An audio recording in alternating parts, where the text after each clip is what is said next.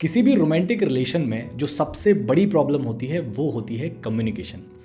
अगर आप अपने पार्टनर से खुलकर अपने दिल की बात शेयर नहीं कर पाते हैं, अगर आप दोनों किसी इंपॉर्टेंट पॉइंट्स पर एग्री नहीं कर पाते हैं, या फिर आप दोनों एक दूसरे के इमोशंस को समझ नहीं पाते हैं, तो ऐसे रिश्ते कभी मैच्योर और हेल्दी नहीं हो पाते हैं और ऐसे रिश्तों के टूटने के चांसेस बहुत ज़्यादा बढ़ जाते हैं। और अगर किसी वजह से ऐसे रिश्ते चल रहे होते हैं तो ऐसे रिश्ते दोनों पार्टनर्स के लिए इमोशनली बहुत ज़्यादा ड्रेनिंग होते हैं। तो आज की वीडियो में हम 5 साइकोलॉजिकल प्रिंसिपल्स की बात करेंगे जो आपके रिश्तों में कम्युनिकेशन को बेटर करेंगे, जो आपके रिश्तों को मैच्योर और हेल्दी बनाएंगे और आपको ऐसे रिश्ते बनाने में हेल्प करेंगे जो ज़िंदगी भर आपके साथ चल सकें। हमारा पहला प्रिंसिपल है द इंडिविजुअल एक्सपीरियंस प्रिंसिपल। और ये प्रिंसिपल सिंपली ये कहता है कि आप और आपका पार्टनर दोनों एक जैसे नहीं हैं। आप लोगों की जीन्स अलग है, आप लोगों की अपब्रिंगिंग अलग है, मतलब आपको अलग अलग पेरेंट्स ने पाला है, आप अलग अलग सोसाइटी में पले बड़े हैं, आप लोग डिफरेंट जेंडर्स हैं, एक मेल है एक फीमेल है या जो भी है। तो इस वजह से आपकी बायोलॉजी, आपकी बॉडी अलग अलग तरीके से रिस्पॉन्ड करती है। तो मतलब आपकी बायोलॉजिकल प्रॉब्लम्स भी अलग होंगी और जो सोसाइटी होती है वो भी मेल्स पे और फीमेल्स पे अलग अलग एक्सपेक्टेशन डालती है और उनके साथ अलग अलग तरीके से बिहेव करती है। इस वजह से आप दोनों के एक्सपीरियंसेस भी अलग अलग होते हैं और हो सकता है कि आप दोनों अभी लाइफ की डिफरेंट फेज़ में हैं। मतलब मे बी एक इंसान प्रिपरेशन कर रहा है, कोई पढ़ाई वढ़ाई कर रहा है, दूसरा इंसान पैसा कमा रहा है, उसकी अलग दिक्कतें हैं। आप लाइफ की डिफरेंट फेज़ में हो सकते हैं। इस वजह से आपकी जो प्रॉब्लम्स हैं वो अलग होंगी, आपके जो रिएक्शंस हैं वो अलग होंगे, आपका जो एटीट्यूड है वो अलग होगा, आप किस तरीके से लोगों से बात करते हैं, किस तरीके से अपने स्ट्रेस को कोप करते हैं, या जो भी आपकी चीज़ें हैं वो सब अलग अलग होने वाली है। दिक्कत जब शुरू होती है जब हम अपने एक्सपीरियंस के बेस पे हर चीज़ को जनरलाइज करने लगते हैं कि मुझे ये लगता है तो ये चीज़ ऐसी ही होगी, अगर मुझे लगता है कि ये सच है तो ये सच ही होगा, और अगर मुझे लगता है कि ऐसा कुछ नहीं होता तो ऐसा कुछ नहीं होता। फॉर एग्जाम्पल, अगर किसी इंसान को डिप्रेशन होता है, एंजाइटी होती है, और दूसरे इंसान ने उसे कभी एक्सपीरियंस नहीं किया है, तो हो सकता है कि वो इंसान ये कहेगा कि डिप्रेशन तो होता ही नहीं है, एंजाइटी तो होती नहीं है, ऐसी कुछ चीज़ नहीं होती है। लेकिन ये गलत है। जो लोग एक्सपीरियंस करते हैं उनकी लाइफ में डिप्रेशन, एंजाइटी एक प्रॉब्लम होती है जिसका प्रॉपर ट्रीटमेंट लेना पड़ता है, एक प्रॉपर ये टॉपिक है। या फिर पीरियड्स के दौरान जो फीमेल्स के साथ हार्मोन का इशू होता है, जो उनकी बॉडी में इम्बैलेंस होता है, जो मूड स्विंग्स वो फील करती हैं, या फिर बच्चा पैदा करने के दौरान कभी कभी फीमेल्स का पेट कट जाता है, उस वजह से जो पेन, जो बॉडी सफरिंग, जो फिर बीमारियां उन्हें बाद में होती हैं, ये सब जो चीज़ें हैं ना, ये एक मर्द कभी भी प्रैक्टिकली एक्सपीरियंस नहीं कर सकते हैं, उन्हें समझ नहीं सकते हैं प्रॉपरली। ऐसे ही सोसाइटी जो मेल के ऊपर बहुत ज़्यादा रिस्पॉन्सिबिलिटी डालती है कि तू काम कर, तेरे इमोशंस की कोई वैल्यू नहीं है, कोई इंसान कितना भी अच्छा हो, मर्द कितना भी अच्छा हो, फ़र्क नहीं पड़ता, पैसे कमा के ला, जिम्मेदारी निभा, या किस तरीके की बायोलॉजी मेल्स की होती है, वो किन चीज़ों पे ट्रिगर होते हैं, किन चीज़ों पे उन्हें गुस्सा आता है, किस दुख से वो सफ़र करते हैं, ये सब चीज़ें एक फीमेल्स एग्जैक्टली प्रॉपरली कभी नहीं समझ सकती है। तो कम्युनिकेशन का पहला रूल ये कहता है कि आपकी प्रॉब्लम्स अलग होंगी और आपके पार्टनर की प्रॉब्लम्स अलग होंगी। वो अलग चीज़ों पर रिएक्ट करेंगे, आप अलग चीज़ों पर रिएक्ट करेंगे, उनके इश्यूज़ अलग होंगे, उनकी फीलिंग्स अलग होंगी, आपके इश्यूज़, आपकी फीलिंग्स अलग होंगी। तो अगर कोई प्रॉब्लम आपको नहीं होती है इसका मतलब ये नहीं है कि वो प्रॉब्लम एग्जिस्ट नहीं करती। अगर कोई चीज़ आपको सही लगती है इसका मतलब ये नहीं है कि वो चीज़ सही है। तो हमें सबसे पहले अपने पार्टनर की प्रॉब्लम की रिस्पेक्ट करनी है, उसको सुनना है, उसे बेटर करना है, वो पार्ट अलग है, लेकिन पहले रिस्पेक्ट से सुनना है और रैशनली, साइंटिफिकली, प्रॉपरली एक एडल्ट की तरह, एक मैच्योर इंसान की तरह उसकी रिस्पेक्ट करते हुए उस पर रिस्पॉन्ड करना है, उसे नेगेट नहीं करना है। हमारा दूसरा प्रिंसिपल है द इमोशनल वैलिडेशन प्रिंसिपल। देखिए, हर इंसान का एक पास्ट होता है, हर इंसान की अपनी एक करंट प्रॉब्लम्स होती हैं और हर इंसान के कुछ फ्यूचर गोल्स होते हैं और उनको लेके कुछ डर होता है। अब इन सब चीज़ों की वजह से कभी कभी ऐसा होता है कि एक इंसान बहुत परेशान हो जाता है, उसके इमोशंस बहुत ज़्यादा हाई हो जाते हैं, कुछ ऐसा हुआ होता है जिस वजह से उसे डर लगता है, वो स्ट्रेस्ड होता है, या फिर वो दुखी होता है, या उसके अंदर बहुत सारा गुस्सा होता है, उसके अंदर बहुत सारे इमोशंस भर जाते हैं। और इमोशंस के बारे में आप हमारी एक बायोलॉजी समझो, आपके जो इमोशंस बनते हैं ना वो आपके ब्रेन के बीच वाले पार्ट से बनते हैं, जिसे हम बोलते हैं लिम्बिक सिस्टम। यहाँ से आपके इमोशंस बनते हैं। और आपका जो लॉजिक होता है, जो आपकी इंसानियत होती है, अच्छी अच्छी बातें होती हैं, वो आपके ऊपर वाले ब्रेन से आती हैं, जिसे हम बोलते हैं फ्रंटल कॉर्टेक्स। तो जब आप बहुत ज़्यादा एग्रेसिव होते हैं, आप बहुत ज़्यादा इमोशनल होते हैं, तो आपके जो लॉजिक्स हैं ना वो कम हो जाते हैं और आप इलॉजिकल इंसान बन जाते हो। तो एक इमोशनल इंसान सॉल्यूशन की बात नहीं करता है, वो सॉल्यूशन नहीं चाहता है, वो फ्रस्ट्रेटेड होता है, वो अपनी बात सुनाना चाहता है, अपनी बात किसी को दिखाना चाहता है कि मैं कितनी बुरा सफ़र कर रहा हूँ, मेरी लाइफ कितनी ख़राब चल रही है, मैं कितनी मेहनत कर रहा हूँ फिर भी कुछ नहीं हो रहा है, तो वो एम्पैथी चाहता है। वो चाहता है कि कोई इंसान मेरी बात को सुन ले और मुझे जज ना करे, ठीक है। और इस समय सबसे अच्छा ऑप्शन होता है उसके पास उसका पार्टनर। तो ऐसा इमोशनली पागल इंसान हमारे पास आता है और अपनी बात हमारे सामने रखता है।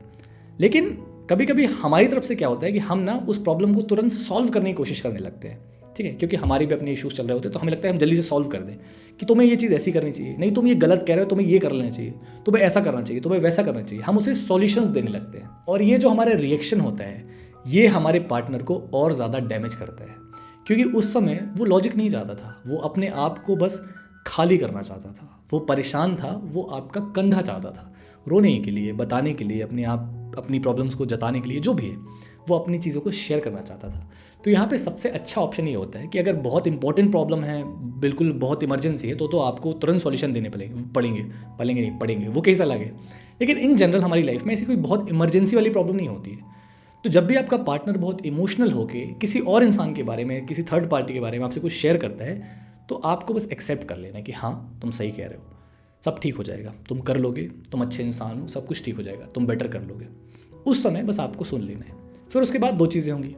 पहला ये होगा कि उसके बाद जैसे ही उसके इमोशन शांत होंगे 1 या 2 दिन बाद, तो उसका खुद लॉजिकल ब्रेन काम करेगा और फिर वो आपसे खुद कहेगा कि अरे यार ये मैं उस दिन बहुत इमोशनल हो गया था, बहुत परेशान हो गया था, ऐसा ऐसा हो गया। तो उसके लॉजिक्स अपने आप काम करेंगे। अगर वो आपका पार्टनर है तो लॉजिकल तो होगा ना, क्योंकि आपने उसे चुना है ना, तो वो लॉजिकल तो होगा ना, इतना तो आपको भरोसा रखना चाहिए। तो वो अपने आप नॉर्मल हो जाएगा। और दूसरा केस ये हो सकता है कि वो नहीं समझ रहा है, वो गलतियां कर रहा है, वो उस चीज़ को नहीं समझ रहा है और आपने नोटिस किया था कि ये गलतियां हैं, जो इमोशन में भी ये बोल रहा था और ये ऐसे भी कर रहा है। तो वो जो सारी प्रॉब्लम्स हैं, आप उसके फ़ायदे के लिए, उसकी ग्रोथ के लिए आप बाद में उसे बता सकते हैं कि मुझे लगता है कि अगर तुम ये चीज़ को ऐसे करोगे तो शायद बेटर होगा। उस दिन तुम ज़्यादा परेशान थे तो मैं तुम्हें बोल नहीं पाया या बोल नहीं पाई, अगर हम इन चीज़ों को ऐसे डील करेंगे, हम सब मिलकर ऐसा ऐसा करेंगे तो चीज़ें बेटर हो जाएंगी। तो अगर आप रिस्पेक्टफुली उस बात को बाद में रखेंगे तो वो समझेगा। हमारा तीसरा प्रिंसिपल है द फ्रेमिंग इफेक्ट प्रिंसिपल। और ये प्रिंसिपल उस समय के बारे में है जब आप अपने पार्टनर से कोई इंपॉर्टेंट बात कहना चाहते हो, या आप दोनों के बीच में कोई इंपॉर्टेंट डिस्कशन चल रहा है, या फिर कोई फ्रिक्शन चल रहा है, छोटी मोटी नोक झोंक चल रही है, आप कोई इंपॉर्टेंट बात कर रहे हो, तो उस समय हमें किन चीज़ों का ध्यान रखना है? उस समय हमें 4 इंपॉर्टेंट पॉइंट्स का ध्यान रखना होता है। सबसे पहला होता है कंपैरिजन। हमें अपने पार्टनर को किसी और से कंपेयर नहीं करना है, और स्पेशली अगर वो एक लड़की है तो उसे किसी लड़की से कंपेयर नहीं करना है, और अगर वो एक लड़का है तो उसे किसी और लड़की से कंपेयर नहीं करना है, क्योंकि कंपैरिजन अपने आप में एक फालतू कॉन्सेप्ट होता है। फॉर एग्जाम्पल, अगर आपको मुझसे कंपैरिजन करना है तो आपको मेरी जैसी ज़िंदगी जीनी पड़ेगी। मैं जिस लाइफ से निकला हूँ, जो मैंने किया है, आप वो सब करो, फिर हमारा कंपैरिजन होगा। और उसमें भी हम कंपैरिजन किस चीज़ में कर रहे हैं? हो सकता है आप कह रहे हो कि फुटबॉल खेल ले, भाई मुझे खेलने ही नहीं आता फुटबॉल, मैं खेलते नहीं हूँ, मैं कुछ और खेलता हूँ। या फिर हो सकता है कि आप ये काम अच्छा करते हो, मैं ये काम अच्छा करता हूँ, या फिर आप एक काम अच्छा करते हो, मैं 5 काम अच्छे करता हूँ। तो कंपैरिजन अपने आप में एक फालतू कॉन्सेप्ट है, तो हमें अपने पार्टनर को उस डिस्कशन के दौरान किसी और से कंपेयर नहीं करना है। दूसरा होता है पर्सनल अटैक। जब आप उसकी पर्सनल लाइफ के बारे में कुछ बोलना शुरू करते हो जो उसने आपको कभी बताया था, राइट? अब वो कुछ भी हो सकता है, उसकी फैमिली के कोई राज हो सकते हैं, उसकी इकोनॉमिकल कंडीशन हो सकती है, उसका पैसा हो सकता है, बहुत सारी चीज़ होती हैं। जो भी उसकी पर्सनल लाइफ थी उस पर अटैक नहीं करना है, क्योंकि वो उसने आप पे भरोसा करके आपसे शेयर की थी। और जो पर्सनल लाइफ होती है वो सबको अपने अपने लक से मिलती है। भाई अम्बानी जी का बेटा है, उसको इतना सारा पैसा, लक है। किसी कोई गरीब घर में पैदा हो रहा है, वो उसका लक है। हम सब जहाँ भी पैदा हुए हैं, जो भी लाइफ जी रहे हैं, उसमें बहुत ज़्यादा केस हैं कि उसमें हमारा लक काम कर रहा था। अगर हमारे पास पैसे नहीं होते, अगर आज मेरे माँ बाप के पास बिल्कुल भी पैसे नहीं होते, तो मैं ये बात भी नहीं कर पा रहा होता, कहीं जाके बीड़ी पी रहा होता, राइट? तो हमारी लाइफ लक पे बहुत ज़्यादा डिपेंड है। तो पहला, आपको कंपेयर नहीं करना है। दूसरा, आपको पर्सनल अटैक नहीं करना है। और तीसरा, आपको उसके ट्रॉमा को, आपको उसके ट्रिगर पॉइंट्स को हिट नहीं करना है। हर इंसान के कुछ ट्रिगर पॉइंट्स होते हैं। अभी कुछ दिन पहले ही मैं एक लड़की को जानता हूँ, उसका पति उससे बार बार बोलता रहता है कि सारी लड़कियाँ तो ऐसी होती हैं, सारी लड़कियाँ तो ऐसी होती हैं। वो बार बार उससे लड़ाई में ये चीज़ बोलता है कि लड़कियाँ तो होती ही ऐसी हैं। और वो लड़की अभी एक ग्रुप में बैठी थी और हम लोग दोस्त के साथ बात चल रही थी, और एक लड़की ने अलग से किसी से बोल दिया कि लड़कियाँ तो होती ही ऐसी, और वो लड़की उससे लड़ने लगी, जबकि वो बेचारा रैंडमली बोल रहा था, मजाक कर रहे थे वो, लेकिन वो सीरियसली लड़ने लगी उससे। हर इंसान के अपने ट्रिगर पॉइंट्स होते हैं। अगर मैं अपनी बात करूँ तो मेरा एक ट्रिगर पॉइंट है कि फॉर एग्जाम्पल, अगर मेरा पार्टनर है और हमारी लड़ाई हुई है या कोई भी हमारा डिस्कशन है, तो मुझे बहुत नफरत है कि कोई तीसरे इंसान से आप सलाह लेके आओ और मुझसे कहो कि वो ये ऐसा कर रहा था। मुझे तीसरे इंसान के इन्वॉल्वमेंट से बहुत परेशानी होती है। तो अभी तो मैं कंट्रोल कर लेता हूँ, लेकिन पहले मैं इस पर बहुत ट्रिगर हो जाता था। मतलब मेरे अभी भी ट्रिगर तो अभी भी होता है, लेकिन मैं रोक लेता हूँ अपने आप को।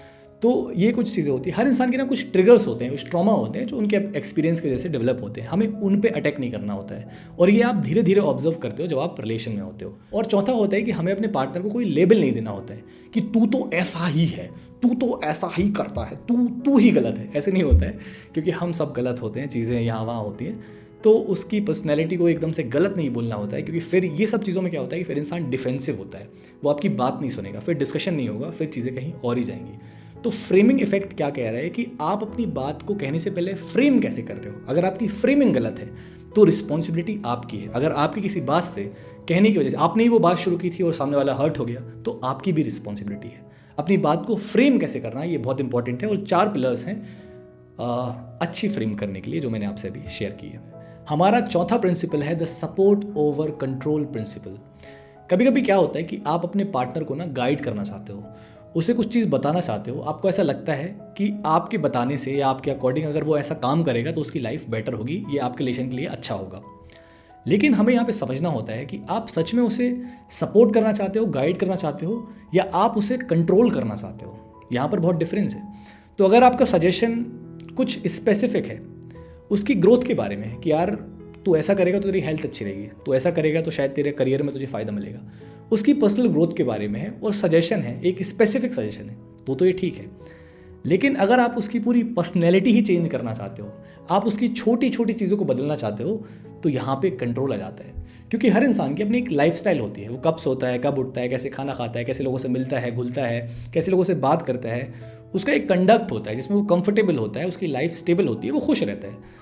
तो अगर आपका पार्टनर खुश है, वो ठीक ठाक काम कर रहा है, स्टेबल है, आपके साथ रिलेशन में अच्छे से रहता है, तो अगर उसके जो एक्शंस हैं वो आपकी पर्सनल लाइफ को इम्पैक्ट नहीं कर रहे हैं, आपके रिलेशन को इम्पैक्ट नहीं कर रहे हैं। फॉर एग्जाम्पल, उसे फ़ोटो खिंचाना पसंद नहीं है, आपको फ़ोटो खिंचाना पसंद है, ठीक है, उसकी हॉबी नहीं है, उसके कुछ और काम है, ठीक है, आपकी पर्सनल रिलेशन को वो इम्पैक्ट नहीं कर रहे हैं। लेकिन आप अपने स्वार्थ के लिए या सोसाइटी के प्रेशर में आके उसको बदलने की कोशिश कर रहे हैं, उसकी पर्सनैलिटी को बदलने की कोशिश करते हैं, तो ये थोड़ा सा कंट्रोल हो जाता है। हमें ध्यान से इन सब चीज़ों में अपने पार्टनर को फ्रीडम देने की ज़रूरत होती है, क्योंकि यहाँ पे 2 चीज़ें हैं।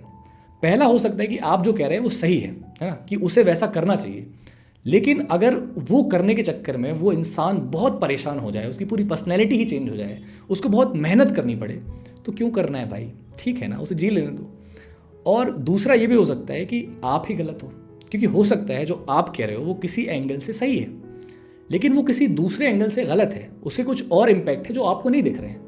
क्योंकि हमें ऐसा लगता है कि हम सही हैं, लेकिन हम सही नहीं होते हैं, हम बहुत सारी जगह पे गलत होते हैं। हमारा 5th प्रिंसिपल है द 1 इशू प्रिंसिपल। शुरू के जो 4 प्रिंसिपल्स हैं वो आपके रिलेशन में कन्फ्लिक्ट को कम करते हैं, लड़ाइयों को कम करते हैं। लेकिन अगर आपकी लड़ाई हो गई है, आपके बीच में कन्फ्लिक्ट हो गया है, तो ये प्रिंसिपल उसे सॉल्व करने में हेल्प करता है। अब जब भी 2 पार्टनर्स के बीच में लड़ाई होती है तो वो किसी एक सिंपल पॉइंट से शुरू होती है, कोई ऐसी बात होती है जिस पे आप दोनों एग्री नहीं कर पा रहे होते हैं, और जनरली बहुत हाई चांस है कि वो कोई इमोशनल मोमेंट होता है, जिसकी बात हमने सेकंड पॉइंट में करी थी। तो इमोशनल मोमेंट पे कोई ऐसी चीज़ होती है जिस पे आप एग्री नहीं कर पा रहे होते हैं, और फिर आपके बीच में बहस शुरू हो जाती है कि मैं सही हूँ, मैं सही हूँ।